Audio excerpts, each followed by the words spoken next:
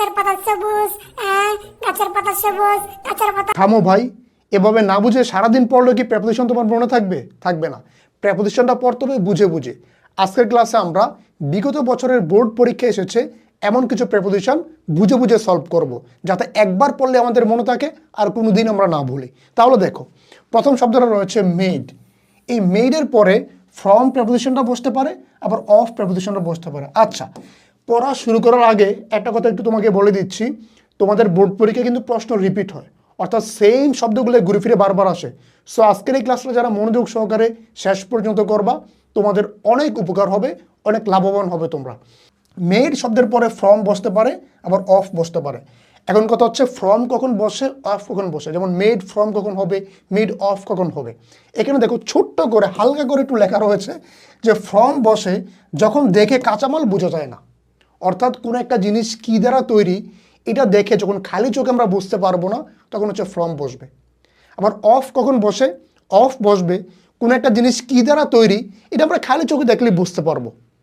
তাহলে ফ্রম বসবে যখন এর কাঁচামালটা আমরা বুঝতে পারবো না, আর অফ বসবে যখন খালি চোখে দেখে আমরা বুঝতে পারবো এটা কী দ্বারা তৈরি। বুঝতে একটু কষ্ট হচ্ছে না? আর একটু সহজ করে দিচ্ছি, দেখো। আমি যদি বলি this chair is made of wood, এই চেয়ারটা কাঠের তৈরি। এখন চেয়ার যে কাঠের তৈরি এটা কিন্তু আমি দেখেই বুঝতে পারছি। আবার আমি যদি বলি যে paper is made from wood, কিংবা paper is made from bamboo. এখন পেপার বা কাগজ যে বাঁশ দ্বারা তৈরি হয়, সেটাকে আমি কাগজটা দেখলে বোঝার কোনো উপায় থাকে? থাকে না, কারণ এটা একটা প্রসেসের মধ্য দিয়ে গিয়ে তৈরি হয়েছে। তো এরকম যখন কোনো একটা প্রসেসের মধ্য দিয়ে গিয়ে কিছু তৈরি হবে, তখন সেখানে ফ্রম বসবে। আর যখন সিম্পলি খালি চোখে দেখলে আমরা বুঝতে পারবো, তখন সেখানে অফ বসবে। এখানে আরেকটা এক্সাম্পল একটু দেখো। আচ্ছা, এই এক্সাম্পলে আমরা দেখি যে this chair is made of wood, এই চেয়ারটা কাঠের তৈরি। এখন চেয়ার যে কাঠের তৈরি এটা আমি দেখেই বুঝতে পারছি। আবার সেকেন্ড সেন্টেন্সটা paper is made from bamboo, কাগজ বাঁশ থেকে তৈরি হয়। কাগজ দিয়ে বাঁশ থেকে তৈরি হয় সেটা তুমি আর আমি কিন্তু দেখি না, এটা একটা ইন্ডাস্ট্রিয়ালাইজড প্রসেসের মাধ্যমে তৈরি হয়। সো এরকম ক্ষেত্রে বসবে হচ্ছে ফ্রম। আবার এখন তুমি আমাকে বলো দিস হাট অথবা এই কুলেগোড়টি is made gap bamboo, this hat is made gap bamboo, এই হাট বা কুলেগোড়টি বাঁশের তৈরি। এখানে কি অফ বসবে নাকি ফ্রম বসবে এটা তোমাকে দায়িত্ব দিলাম, তুমি এটা আমাকে কমেন্টে জানাবা। ওকে, আচ্ছা, তারপর আমরা চলে যাব। দেখো এখানে আমরা আমাদের লুক শব্দটা রয়েছে, এই লুক শব্দের পরে বিভিন্ন প্রেপোজিশন যুক্ত হলে তার বিভিন্ন অর্থ হয়ে যায়। দেখো, যেমন লুকের পরে যদি ফর হয়, লুক ফর এই শব্দের মানে হচ্ছে খোঁজা। যেমন he is looking for the watch, সে ঘড়িটি খুঁজছে। আবার লুক ইনটু এই শব্দের মানে হচ্ছে তদন্ত করা, he is looking into the case, সে এই মামলাটা তদন্ত করছে। বা the police is looking into the case, police এই মামলাটা তদন্ত করছে। লুক আফটার এর মানে হচ্ছে দেখাশোনা করা। আমি যদি বলতে পারি he looks after his parents. Look at মানে হচ্ছে তাকানো, কোনো কিছুর দিকে তাকানো। তাহলে এই লুক দিয়ে আমরা যদি খেয়াল করি, আমাদের বোর্ড প্রশ্নগুলো একটু বিশ্লেষণ করলে আমরা দেখতে পাবো যে এই প্রশ্নগুলো বেশি এসেছে। আচ্ছা, এবার আমরা চলে যাব কিছু এক্সাম্পলে। যেমন the police is looking into the case, police কেসটাকে তদন্ত করছে। I am looking for my watch, আমি আমার ঘড়িটি খুঁজছি। Father looks after his daughter, বাবা তার মেয়েদের দেখাশোনা করেন। ওকে, দেখতেই পাচ্ছ তার দুইটা মেয়ে, এই বাবা তার দুই মেয়ের দেখাশোনা করছেন। বিগত বছরে বিভিন্ন বোর্ড পরীক্ষার প্রশ্নে আমাদের যে অ্যাপ্রোপ্রিয়েট প্রেপোজিশন বা ফিক্সড প্রেপোজিশনগুলো এসেছে সেগুলোকে আমরা একটু পড়ব। মানে আমাদের তো টোটাল 10টা প্রশ্ন থাকে, তাই না? 10টা প্রশ্নে কত মার্ক থাকে? 5 মার্ক থাকে। এখন এই প্রেপোজিশনটা দুই ধরনের আছে। একটা হচ্ছে যে সাধারণ অর্থে ব্যবহৃত হয়, যেমন ফর মানে জন্য, এটা তুমি জানো। ইন মানে ভিতরে, এটা তুমি জানো, এরকম।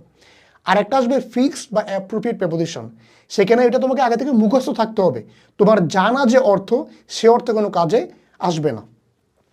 তাহলে দেখো আমরা এখানে শুধুমাত্র ফিক্সড প্রেপোজিশন টাইপ যেগুলা ওগুলাকে নিয়েছি।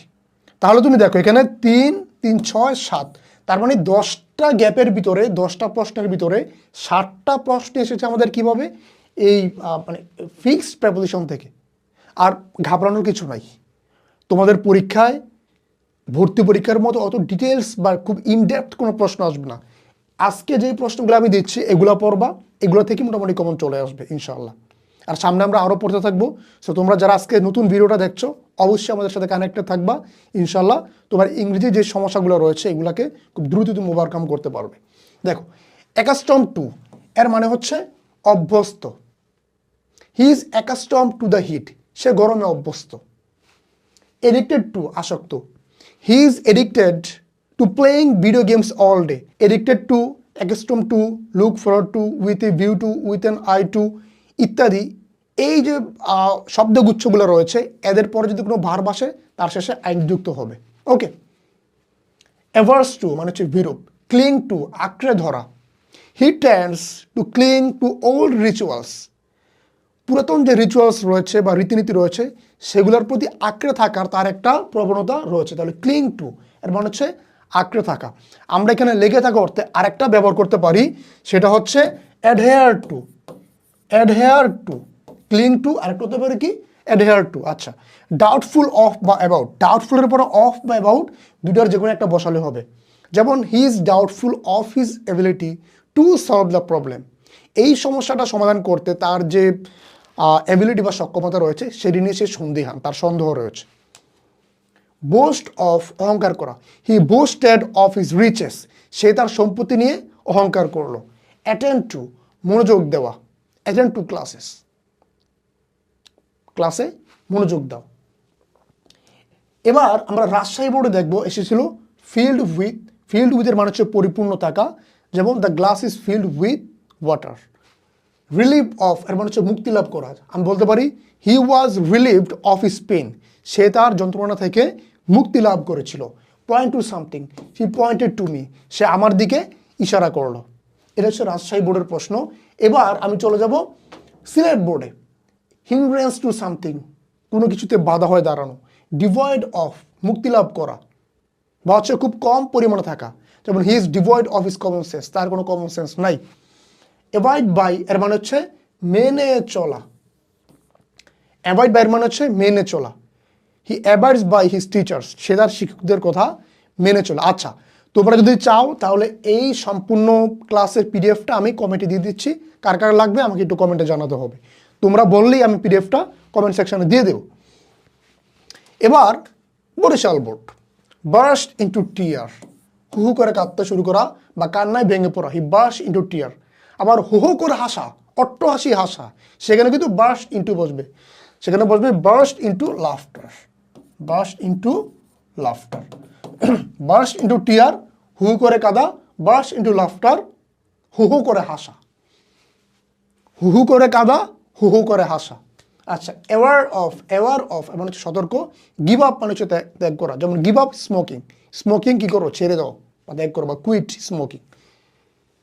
ঠিক আছে। আচ্ছা, এবার দেখো ময়মনসিং বোর্ডে আমরা চলে আসবো। এখানে আমাদের 3টা নতুন ওয়ার্ড যুক্ত হয়েছে মাত্র, আগেরগুলো আগের মতোই রয়েছে। এখানে নিচে 3টা ওয়ার্ড। ব্লো আউট মানে হচ্ছে নিভিয়ে দাও। Blow out all the lights, সমস্ত লাইট নিভিয়ে দাও। আর বিলং টু অধিকারভুক্ত হওয়া। This book belongs to me, এই বইটা আমার। ফল ভিকটিম টু কোনো কিছুর শিকার হওয়া। সো তোমরা যদি চাও এরকম ক্লাস আমি আরও কন্টিনিউ করি, আমাকে তোমরা কমেন্টে জানাবে। সবাই ভালো থাকো, সুস্থ থাকো, সবার জন্য শুভকামনা রইল। ধন্যবাদ সবাইকে।